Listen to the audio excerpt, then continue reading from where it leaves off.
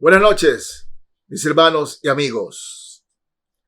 Existe una palabra que en la iglesia se ha arraigado durante años y es la palabra, ¿no?, que califica a un sector de los hermanos como santurrones, Y estos hermanos considerados santurrones son aquellos que tratan de siempre mirar la paja en el ojo ajeno, o que en la iglesia, ¿no?, se arrodillan públicamente, alzan las manos públicamente, cierran los ojos cuando alguien los está viendo. O sea, son cosas que en realidad no tienen nada de malo, pero nada de malo. Pero la Biblia, la palabra del Señor, condena el fingir. No debemos andar fingiendo para nada. Y todas estas cosas se fingen muchas veces, ¿no? Creemos que somos mejores que otros y eso nos lleva a calificar a otros. En los tiempos del Maestro, de nuestro Señor y Salvador Jesucristo, los santurrones eran los fariseos. Y el Señor les habló fuertemente, les habló de decirles sepulcros blanqueados, que era un término fuerte y sigue siéndolo, muy fuerte. Sepulcros blanqueados, hipócritas.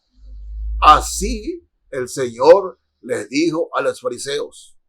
Y es más, le dijo, de los fariseos digan, bueno, lo que ellos hablan, háganlo, pero no hagan lo que hacen, porque son hipócritas, farsantes. Eran los santurrones de la época. David, siervo de Dios, el rey David, ¿cuándo cayó en esa santurronería? Y vamos al segundo libro de Samuel, capítulo 12 del segundo libro de Samuel. Y vamos a leer una parábola que es también una historia. Capítulo 12 del primer libro de Samuel. Fíjense, David había pecado con Betsabé, una mujer hermosa, a quien él la vio desde el terrado bañándose.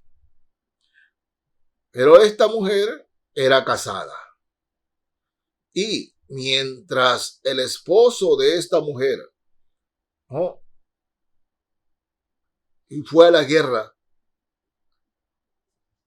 David la hace traer y tiene relaciones sexuales con ella. La mujer queda embarazada y David no tiene cómo salirse de eso, sino una idea se le ocurre y trae a ese hombre para que esté con su mujer, para que crea que el embarazo era de él. Pero el hombre no quiere, el hombre era fiel a David. Dice, no, yo no voy a hacer eso mientras usted, mi rey, corre peligro. Y en vez de ir a su casa con su esposa, él prefirió quedarse a la puerta del palacio cuidando al rey. Y David se desesperó y mandó a decir al general de sus ejércitos que haga ir al esposo de Betsabé. ¿A qué? Para que sea muerto en la batalla. Es decir, David lo mandó a asesinar y lo mató. Y David se queda con eso. Descansó. Trajo a Betsabé para hacerla su esposa, pero leamos aquí. Es una historia muy linda con una riqueza escritural y una riqueza en enseñanza tremendo, que sirve para nuestros días. ¿Qué se puede esconder detrás de ser santurrones? Veamos. Capítulo 12 del segundo libro de Samuel. Dice así la palabra de Dios. Jehová envió a Natán a David, y viniendo a él le dijo, había 2 hombres en una ciudad, el uno rico y el otro pobre. El rico tenía muchas ovejas y vacas, pero el pobre no tenía más que una sola corderita que él había comprado y criado, y que había crecido con él y con sus hijos juntamente, comiendo de su bocado y bebiendo de su vaso y durmiendo en su seno, y la tenía como a una hija. Y vino uno de camino al hombre rico, y éste no quiso tomar de sus ovejas y de sus vacas para guisar para el caminante que había venido a él, sino que tomó la oveja de aquel hombre pobre y la preparó para aquel que había venido a él. Entonces, fíjense, se encendió el furor de David en gran manera como contra aquel hombre, y dijo a Natán: vive Jehová, que el que hizo, o el que tal cosa hizo, es digno de muerte. Y debe pagar la cordera con 4 tantos, porque hizo tal cosa y no tuvo misericordia. Entonces dijo Natán a David: tú eres aquel hombre. Así ha dicho Jehová, Dios de Israel: yo te ungí por rey sobre Israel y te libré de la mano de Saúl. Hasta ahí vamos a leer ahora. Miren, Natán nos da detalles de Betsabé, que él o ella había sido, desde niño se había conocido con su esposo, desde niño. Y siendo su esposo Urías, se habían crecido juntos, se habían conocido desde niños y se casaron. Se casaron. Desde niños tomaban el mismo vaso, se casaron. Fíjense. David estaba realmente ardido. ¿Quién? El que hizo tal cosa tiene que morir. Tiene que morir. Me imagino la cara de David cuando le dice: tú eres aquel hombre. ¿Por qué pasa esto, mis hermanos? ¿No? Cuando andamos en esta santurronería y creemos que somos mejores que otros y siempre andamos a la defensiva. ¿Por qué? Porque guardamos pecado. Guardamos pecado. Y cuando guardamos pecado, nos volvemos contra el pecado de los otros, irascibles, molestos, amargados, no puede ser. Y nos convertimos en jueces despiadados. Cuidado, hermanos, cuando andamos en santurronería, ¿no? Juzgando a los demás, pero hacerles daño. David, por la gracia de Dios, la misericordia de Dios, responde en humildad cuando se vio descubierto. Adulterio y asesinato. Sí.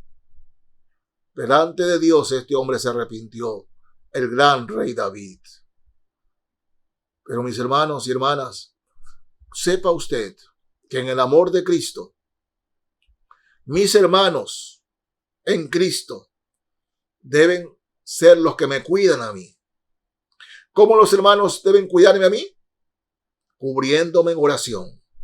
Y en el amor de Jesús, con el amor de Dios, cuando alguna cosa pasa, llamarme la atención. No esperando que yo resbale, que yo caiga para juzgarme. No, el hermano o la hermana, todos nosotros tenemos la obligación delante de Dios y aún también delante de los hombres, que si vemos a una hermana que se está deslizando, tratar de ayudar para que no se caiga, o tratar de levantarlo o levantarla si se ha caído. Pero David no actuó así. David actuó: ese tiene que ser juzgado, tiene que ser muerto. No, mis hermanos, en el amor de Cristo, ¿para qué estamos? ¿Para qué estamos? El santurrón quiere machetear. Ese es el santurrón. El cristiano debe levantar. Esa es la diferencia. El santurrón no anda pensando que él es mejor que los demás. Sí, así piensa. El fariseo andaba pensando que era mejor que los otros. Oh, sí, oraban públicamente. Hacían largas oraciones, grandes rezos públicamente para que la gente los viera. Cerraban los ojos, alzaban las manos, y si era de cantar, alzaban las manos y cantaban. Y andaban siempre vestidos de blanco. Esos eran los fariseos, los santurrones. Y cuando alguien hacía daño o pecaba, ellos iban con todo contra ese alguien. Santurrones. Y el Señor los llamó sepulcros blanqueados, hipócritas. Gracias a Dios por los hermanos que me cuidan. Y yo también trato de cuidar a mis hermanos. Porque esa es la iglesia. La iglesia debe ser un hospital para enfermos. No como alguien dijo, que la iglesia es el único hospital donde se mata a los heridos. La iglesia es el hospital donde los heridos deben hallar sanidad. Recordemos eso. Por eso estamos. Esa es la iglesia. Esa es la iglesia. Pablo decía que somos el cuerpo de Cristo. Y si la cabeza le dice al pie no te necesito, o el pie a la cabeza no te necesito, ¿cómo es eso? Si el pie necesita ayuda, la cabeza piensa en cómo ayudar al pie, no en cómo destruir al pie. El cuerpo no debe destruirse a sí mismo. Porque entonces, ¿qué somos, hermanos? ¿Qué somos? El verdadero cristiano trata de levantar y no cortar cabezas. En Gálatas, capítulo 6 del libro de Gálatas. Quiero leerles aquí, mis hermanos, Gálatas 6, el verso 1. Fíjense, 1 y 2 y 3. Gálatas 6, 1 al 3. Nos dice así la palabra del Señor. Hermanos, si alguno fuere sorprendido en alguna falta, vosotros que sois espirituales, restauradle con espíritu de mansedumbre, considerándote a ti mismo, no sea que tú también seas tentado. Es decir, como quieres que te traten, trata. Sobrellevad los unos las cargas de los otros y cumplid así la ley de Cristo. Porque el que se cree ser algo, no siendo nada, a sí mismo se engaña. Hermano, Dios nos guarde de aquellos que andan buscando el negrito en el arroz para juzgar y machetear y hacer daño. Sí, andan espirituales, les encanta cerrar los ojos, les encanta arrodillarse públicamente sin decir que esto sea malo. Pero muchas personas fingen para aparentar espiritualidad y entran en la santurronería pensando que son mejores que otros porque guardan algo aquí. Nuestra labor como hijos de Dios y hermanos en Cristo es lo que el apóstol Pablo dice aquí. Si alguno de vosotros llega o cae en alguna falta, hay que buscar restaurarlo. Y restaurar significa volver a poner el hueso en su lugar, no machetearlo. Sí, hermanos.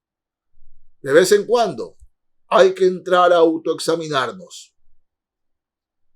Cuidado, hermanos. Cuidado. Todos nosotros en algún momento de la vida cristiana hemos caído en la santurronería. Pero la santurronería es un grave pecado que hace mal a la persona que lo practica y a la iglesia donde asiste.